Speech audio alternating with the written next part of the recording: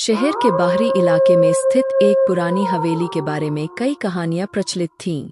लोग कहते थे कि इस हवेली में रात के समय अजीबोगरीब आवाजें आती है और कभी-कभी उसमें किसी के चलने की आहट भी सुनाई देती है। कोई भी रात में उस हवेली के पास जाने की हिम्मत नहीं करता था। मोहन, जो कि एक नवयुवक था और हाल ही में अपने परिवार के साथ शहर में आया था, इन कहानियों को सुनकर बहुत उत्सुक हो गया। वह इन कहानियों की सच्चाई जानना चाहता था।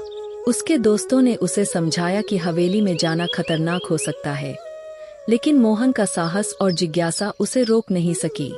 उसने तय किया कि वह खुद जाकर देखेगा कि आखिर वहां क्या रहस्य छिपा है। एक रात, जब चांदनी रात थी और हवेली के चारों ओर एक रहस्यमय सन्नाटा फैला हुआ था, मोहन अपने एक दोस्त संजय के साथ वहां गया। उन्होंने अपने साथ कुछ लकड़ी के टुकड़े ले लिए ताकि जरूरत पड़ने पर वे इसका इस्तेमाल कर सकें। हवेली के अंदर घुसते ही उन्हें ठंडी हवा का एक झोंका महसूस हुआ। अंदर का वातावरण बेहद भारी था। वे धीरे धीरे अंदर की ओर बढ़े और देखा कि एक कमरा था जहां से हल्की रोशनी आ रही थी। मोहन ने कमरे का दरवाजा खोला और देखा कि कमरे के बीचों बीच एक प्राचीन दर्पण रखा था। तभी दर्पण में से धुंधली परछाई उभरने लगी। वह परछाई धीरे धीरे स्पष्ट हुई और एक बूढ़े आदमी की आकृति में बदल गई। वह आकृति कहने लगी, डरो मत, मैं तुम्हें कोई नुकसान नहीं पहुंचाऊंगा। मैं इस हवेली का पूर्व मालिक हूँ। मेरी आत्मा इस हवेली में इसलिए भटक रही है क्योंकि मैं अपनी कुछ अधूरी जिम्मेदारियां पूरी नहीं कर सका। मोहन ने साहस दिखाते हुए पूछा, आपकी क्या मदद कर सकता हूँ?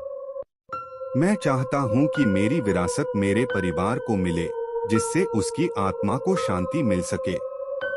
और मैं यह भी चाहता हूँ कि लोग मेरी इस हवेली को बुरी नजर से देखना बंद करें।